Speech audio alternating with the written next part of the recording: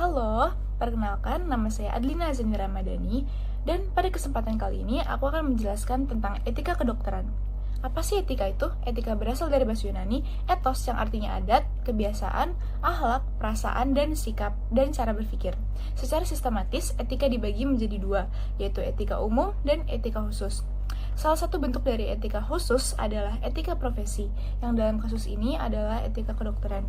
Etika kedokteran merupakan sekumpulan perilaku yang harus dimiliki oleh seorang dokter dalam menjalankan tugasnya. Pada awalnya, etika kedokteran hanya membahas hubungan dokter dengan pasien, sejawat, dan masyarakat. Namun, seiring perkembangan zaman, terjadi pengembangan etika pada kedokteran yang lebih dikenal dengan bioetika. Banyak sekali isu yang dikaitkan dengan bioetika seperti isu sosial, agama, ekonomi, hukum, dan juga politik. Ada 4 prinsip pada bioetika, yaitu 1. Autonomi. Sederhana, kita harus memberikan kesempatan pada pasien untuk memilih tindakan yang akan dilakukan terhadapnya setelah kita memberikan penjelasan mengenai kondisinya. Kedua, beneficence, yaitu berbuat baik. Dengan prinsip ini, seorang dokter harus memberikan pelayanan terbaik kepada pasien dengan niatan semata-mata membantu pasien. Ketiga, ada maleficence, yaitu tidak berbuat hal yang merugikan terhadap pasien dengan menyediakan pelayanan yang memenuhi standar yang berlaku. 4. Ada justice, yaitu berbuat adil. Prinsip ini mengacu pada perlakuan pada pasien tanpa tidak melihat latar belakangnya. Sekian penjelasan dari saya. Terima kasih. Nah, etika kedokteran ini memiliki banyak sekali manfaat loh yang sangat penting, baik dari praktik medis maupun pelayanan kesehatan secara keseluruhan. Menurut kelompok kami, ada beberapa manfaat dari etika kedokteran ini. Apa aja sih? Yang pertama pastinya adalah meningkatnya kepercayaan pasien. Praktik medis yang berlandaskan etika dapat membangun kepercayaan antara dokter dan pasien. Nantinya, pasien akan merasa lebih nyaman dalam berkonsultasi dengan dokter, berbagi informasi pribadi, dan mengikuti saran atau arahan yang diberikan oleh dokter. Yang kedua adalah menghindari terjadinya konflik moral. Dalam keadaan praktik dan pelayanan yang sesungguhnya, dokter seringkali dihadapkan pada kondisi etis. Nah, pada kondisi tersebut, etika kedokteran memiliki peran untuk menjaga dokter agar hal-hal yang bertentangan dengan nilai moral dapat dihindari. Salah satu etika kedokteran yang paling penting adalah idealisme. Idealisme sendiri dapat diartikan sebagai kemurnian niat dari seorang tenaga kesehatan dalam menjalankan tugasnya. Idealisme ini sangat diperlukan dalam dunia kesehatan karena pekerjaan sebagai dokter menyangkut keselamatan banyak orang. Dengan melaksanakan idealisme, dokter tersebut telah menunjukkan kemurnian niat dalam mengerjakan tugasnya semata-mata hanya untuk menyembuhkan pasien. Dengan penerapan idealisme telah menjadi contoh dari penerapan prinsip bioetika, yaitu beneficence.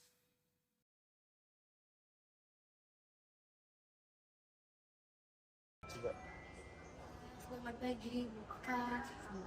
Ya, saya Dr. Alia Citra yang bertugas pada hari ini. Boleh tahu namanya? Selamat pagi dok, saya Dina Aci. Iya, dokter yang mana datang kemari? Saya ingin memeriksa kesehatan jadi saya rutin. Sebelumnya ada beberapa. Sebenarnya nggak ada sih dok, saya cuma ingin periksa gimana kondisi jantung sekarang. Nanti kita akan lakukan tes treatment dan cek kolesterol ya. Siap dok. Ini hasilnya udah keluar. Semuanya baik ya, nggak ada kendala. Baik dokter, apakah saya perlu mengonsumsi obat tertentu? Oh, nggak usah. Tapi kalau misalkan mau minum vitamin, itu boleh ya. Baik dok, terima kasih.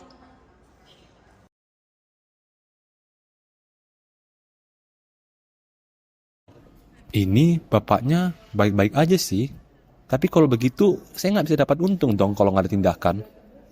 Bohong aja deh, supaya saya bisa dapat uang. Wah, Pak. Sepertinya ada masalah, Pak, dengan Bapak. Kenapa jantung saya, Pak? Ini, Pak. Jadi lihat, ada masalah dengan gerakan jantung Bapak. Dan ada peningkatan kadar kolesterol juga, Pak. Jadi gimana, dok? Apa ada obat yang bisa saya konsumsi, dok? Iya, Pak. Nanti saya kasih resep dokter, nanti bisa diambil ya. Siap dok, siap dok. Jangan lupa juga Pak, kontrol tiap bulan untuk kesehatan jantung Bapak. Makasih dok, makasih banyak dok. Terima kasih dok. Nah, tadi merupakan contoh penerapan dan pelanggaran etika idealisme. Sekarang saya akan membahas mengenai dampak yang ditimbulkan apabila seorang dokter melakukan pelanggaran kode etik kedokteran. Dampak sosial yang akan terjadi apabila seorang dokter melakukan pelanggaran kode etik kedokteran, khususnya dalam hal idealisme, adalah menurunnya kepercayaan masyarakat terhadap profesi dokter.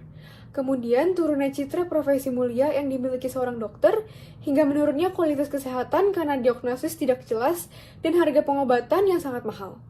Hal ini dapat membuat tercorengnya integritas seorang dokter secara global. Nah, sedangkan untuk dampak hukumnya bisa berupa sanksi yang dikenakan pada dokter yang bersangkutan. Berdasarkan kode etik kedokteran di Indonesia, sanksi bagi dokter yang terbukti telah melakukan pelanggaran kode etik kedokteran di Indonesia ini dapat berupa peneguran bahkan sampai dengan pencabutan izin praktek selamanya. Hal ini juga bisa disebabkan malpraktik di mana seorang dokter yang melakukan malpraktik dapat dikenakan denda dan sanksi pidana. Setelah kita melihat dampak yang terjadi apabila kita melanggar nilai idealisme, ada beberapa cara agar kita dapat mengatasi masalah ini dan mencegahnya terjadi lagi. Solusi pertama yaitu penyuluhan sejak dini bagi mahasiswa kedokteran mengenai tata krama serta kode etik yang harus dipatuhi oleh dokter. Solusi kedua yaitu membuat lembaga yang melakukan pengawasan terhadap kejujuran dan keefektifan dokter dalam tindakan konsultasinya setiap tahun sekali. Hal ini tentunya akan mengurangi jumlah dokter yang tidak becus dan mengingatkan dokter untuk terus mematuhi kode etik.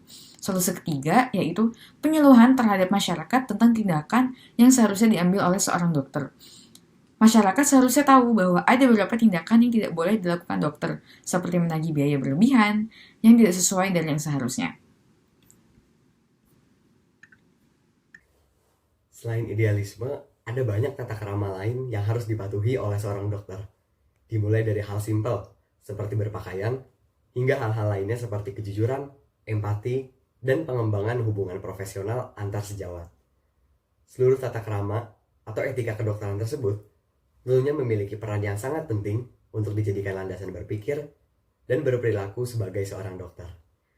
Begitulah video dari kelompok kami, semoga bermanfaat dan terima kasih.